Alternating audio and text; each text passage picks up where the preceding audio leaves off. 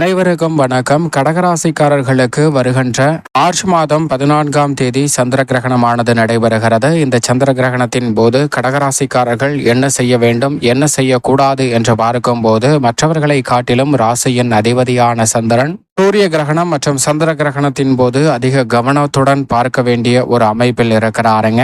இந்த தருணத்தில் மார்ச் 14ஆம் தேதி 3ஆம் இடமாகிய தைரியஸ்தானத்தில் மோட்சக்காரகரான கேதுவுடன் இணைந்து வலம் வரும்போது இந்த சந்திர கிரகணமானது நடைபெறுகிறது. தைரியஸ்தானம் வலுப்பெறுவதால் உறுதியாகவே சிறப்பான மாற்றங்கள் உங்களை தேடி வருகிறது. அதோடு மட்டுமல்லாது இந்த வருடத்தின் 2வது சந்திர கிரகணம் செப்டம்பர் மாதம் 7ஆம் தேதி நடைபெறுகிறது. அது இந்தியாவில் தெரியும். கிட்டத்தட்ட 1 மணி நேரம் 22 நிமிடங்கள் நீடிக்கக்கூடிய அந்த சந்திர கிரகணத்தில் அதீத மாற்றம் உண்டு. இந்த வேளையில் இந்தியாவில் இந்த சந்திர கிரகணம் தெரியாது. அமெரிக்கா, ரஷ்யா, ஆஸ்திரேலியா, ஜப்பான் உள்ளிட்ட நாடுகளில் இந்த சந்திர கிரகணத்தை பார்க்க முடியும். மற்ற ராசிக்காரர்களை காட்டிலும் சந்திர கிரகணத்தின் போது சற்று கூடுதல் கவனத்துடன் கடகராசிக்காரர்கள் செயல்பட வேண்டும். இந்த தருணத்தில் மற்ற கிரகநிலைகளின் அமைப்பு எப்படி இருக்கிறது என்று பார்க்கும் போது ராகு வலுவாக 9இல் வீற்றிருக்கிறார். அவருடன் வக்ரகதியில் உச்சம் பெற்றிருக்கக்கூடிய சுக்கிரன் வலம் பெறுகிறார். அதே போன்று நீச்சம் பெற்றிருக்கக்கூடிய புதனும் வக்ரகதியில் வலம் பெறுகிறாருங்க. இப்படி பாக்கியஸ்தானத்தை இந்த கிரகநிலைகள் வலு சேர்க்கும் போது அஷ்டமஸ்தானத்தில் சனி மற்றும் சூரியன் இணைந்திருக்கின்றன.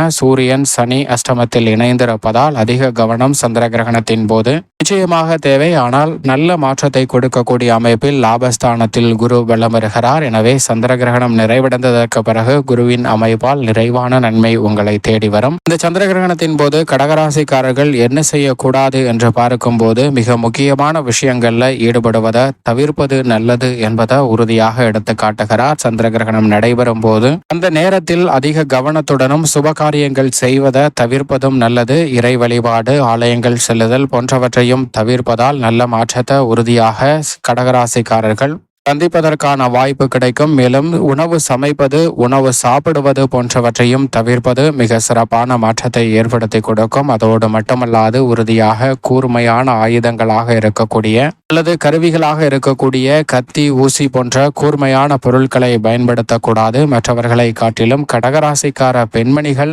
குறிப்பாக கர்ப்பிணிகள் வெளியே வருவதை தவிர்ப்பது நல்லது. கிரகணத்தின் போது அமைதியாக இறை வழிபாட்டையும் இறைவனின் நாமத்தை உச்சரித்தும் நேர்மறையான சிந்தனையுடன் இருந்தால் மிக சிறப்பான நன்மை உங்களை தேடி வரும். என்ன செய்ய வேண்டும் என்று பார்க்கும்போது உறுதியாக கோபத்தை தவிர்க்க வேண்டும். பொறுமையாக அனைத்து விதமான பணிகளையும் மேற்கொள்ள வேண்டும். இது மட்டுமல்லாது எப்போதும் நேர்மறையான சிந்தனையுடன் இறைவனை எண்ணி வழிபாடு செய்யுங்கள். நல்ல மாற்றம் உறுதியாகவே உங்களை தேடி வரும். சந்திர கிரகணம் முடிந்ததற்கு பிறகு உறுதியாகவே மற்ற ராசிக்காரர்களை காட்டிலும் கடகராசிக்காரர்கள் வெள்ளை நிற பொருட்களை தானம் கொடுங்கள். வெள்ளை நிற பொருட்களை தானம் கொடுப்பதால் நன்மை நிறைவாக உங்களை தேடி வரும்.